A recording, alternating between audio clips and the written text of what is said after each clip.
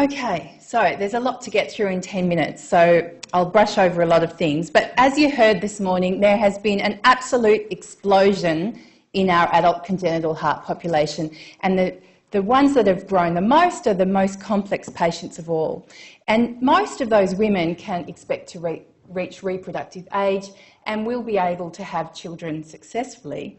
But there are some high-risk groups that you need to be aware of, and I'll try and focus on that today, and then I'll also just broadly cover some general principles for management. So during pregnancy, as most of you would know, enormous changes happen in the body. Stroke volume and heart rate go up by around 25%. Blood volume increases throughout pregnancy, reaching over 50% of baseline.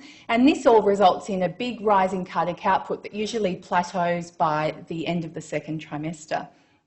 And of course, pregnancy is also pro-arrhythmic and pro-thrombotic. And so for a cardiovascular system that's not normal, this is a pretty stressful situation and is really a perfect storm for women who are already on the brink of trouble. During labour, those changes become even more profound. Heart rate, central venous pressure, cardiac output, arterial pressure all go up by another 50%. That's even greater during contractions. And during the second stage of labour, when a woman's bearing down and straining, there can be abrupt falls in cardiac output, and that's especially important for women with single ventricle Fontan circulation, left ventricular outflow tract obstruction, severe aortic stenosis, those preload dependent conditions. And then in the immediate postpartum period, there's a big bolus of blood that's squeezed back in from the placenta that's at least half a litre, and so women are often predisposed to pulmonary edema in that period. And so what are the potential issues that might pop up for these women? Heart failure, arrhythmia, pulmonary embolus and stroke, permanent worsening of cardiac function that will shorten life expectancy and is a sad but important thing to talk to mums about because they may not live long enough to see their children grow up even if they do get through a pregnancy, and of course death. And for the fetus, miscarriage and late pregnancy loss, prematurity, growth restriction, an increased risk of congenital defects and many others. In reality, most women fall into the low-risk categories, and defect type tells us part of the risk, but there's other really important things to consider, and baseline exercise capacity is really, really important, and one of the best ways to understand whether or not a woman's going to get through pregnancy. Her NYHA class, whether she has severe ventricular dysfunction, pulmonary hypertension, poorly controlled arrhythmia, it will inevitably get worse during the pregnancy, previous clots, mechanical valve and cyanosis. And we've got a few risk tools that we can use to help us understand these risks.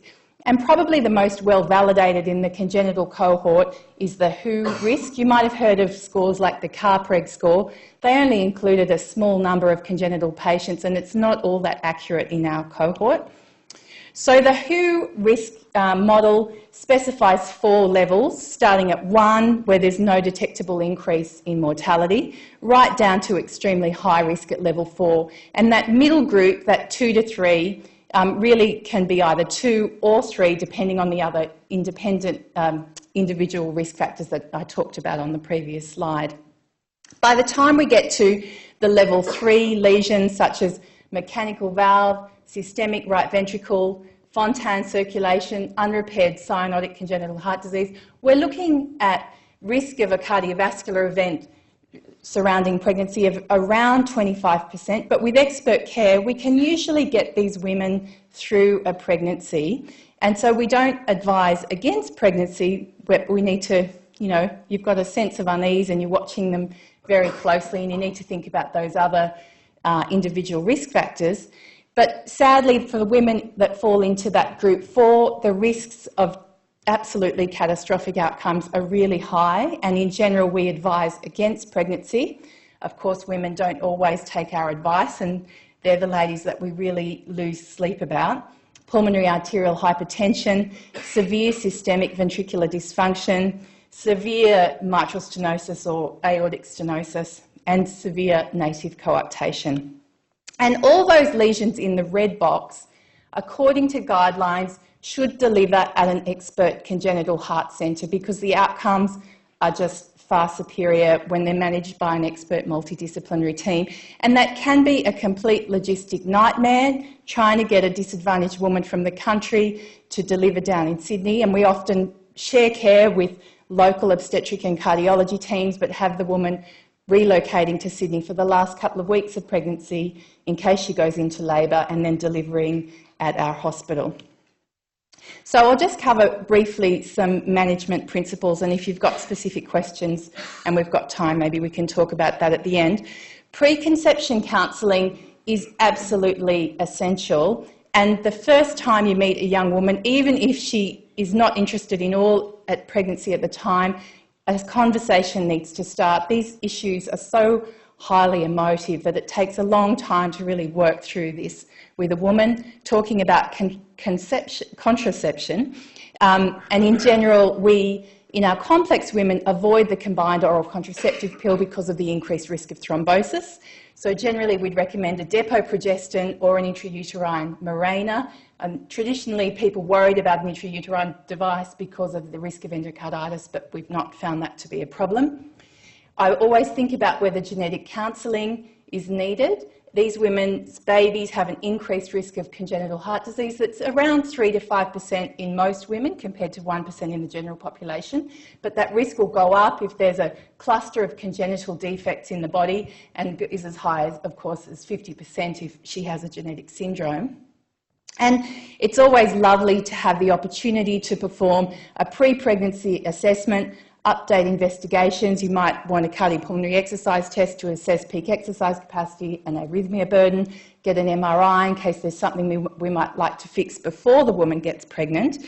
But we don't always get that opportunity, and sometimes you'll get the happy news that somebody's pregnant that you... and don't forget to think about what medications that woman is on, and make sure she knows if it's dangerous to get pregnant because she's on an ACE inhibitor, for example, or warfarin. I've just listed here some of the medications that we commonly use in pregnancy, only if they're indicated, of course. In general, beta blockers are safe, but we tend to avoid atenolol because there's probably a higher chance of intrauterine growth restriction with atenolol. Frusemide, if I'm starting to have to use frusemide for a lady, my alarm bells are starting to go off already, and just be aware that they're quite preload sensitive and you can reduce placental perfusion if you get a bit over-aggressive with your diuretics. Warfarin, really the only evidence that warfarin is superior to low molecular weight heparin during pregnancies in the second and third trimester of pregnancy in the setting of mechanical valves. But even if a woman is on a low dose of warfarin, less than 5 milligrams, the outcomes are pretty terrible for the fetus. And so it's really important to have an open discussion with the woman about the risks and benefits of the different programs. There's quite a lot about this in the literature and the guidelines, and we can't really cover it all today. So, multidisciplinary team is really essential. We work very closely with our high-risk obstetric team, who has a fantastic obstetric anaesthetist. Sometimes we'll also bring in our cardiac anaesthetist, the intensive care team, and a haematologist. And every patient has to have a delivery plan that the whole team knows about, and also all my ladies will carry their plan around in their handbag. And it depends how sick the woman is, of course, as to how many checks and investigations you organise during pregnancy. And every woman, even those with bicuspid aortic valve disease, should have a fetal echo at 18 to 20 weeks, which is not part of the routine morphology scan. It needs to be performed by a special fetal sonographer to screen for congenital heart defects, because it will change the management path for the baby. The vast majority of women with congenital heart disease can have a vaginal delivery. The perception that caesarean is somehow safer in women with cardiac disease is not true. We often will use epidural anaesthesia and an assisted second stage of labour just to reduce the cardiovascular stress.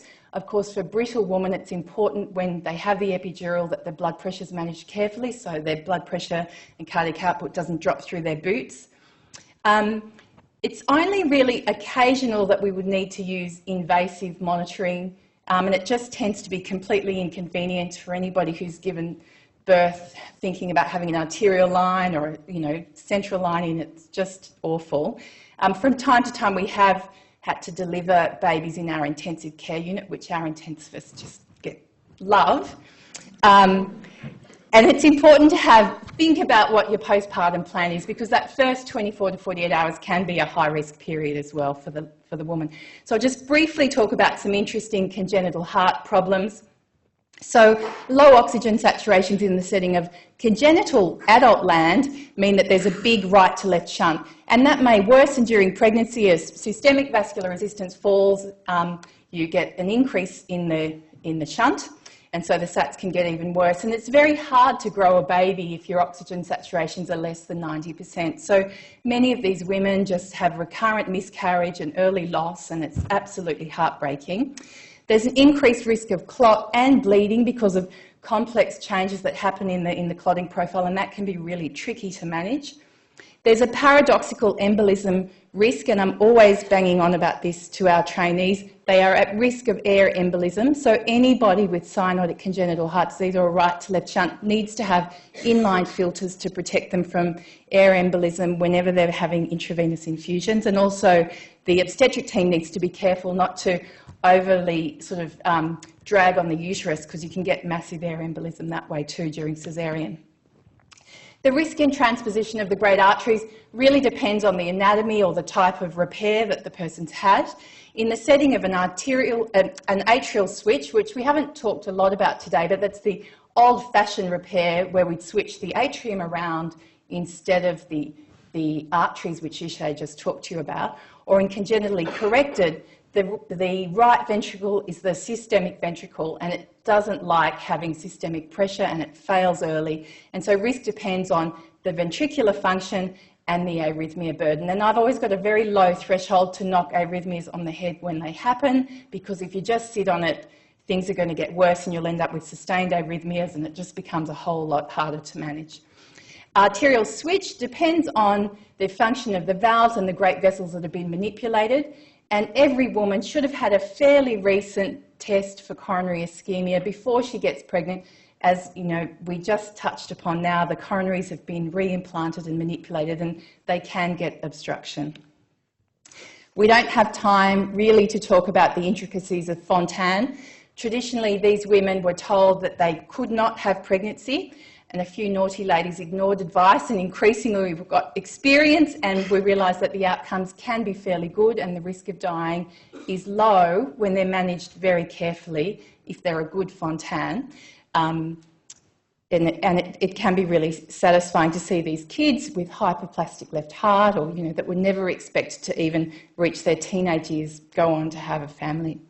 So, in conclusion, the vast majority of women with congenital heart disease can successfully have children, but there are substantial risks for some, and an experienced multidisciplinary team is really key for a good outcome for women with complex lesions. Thank you.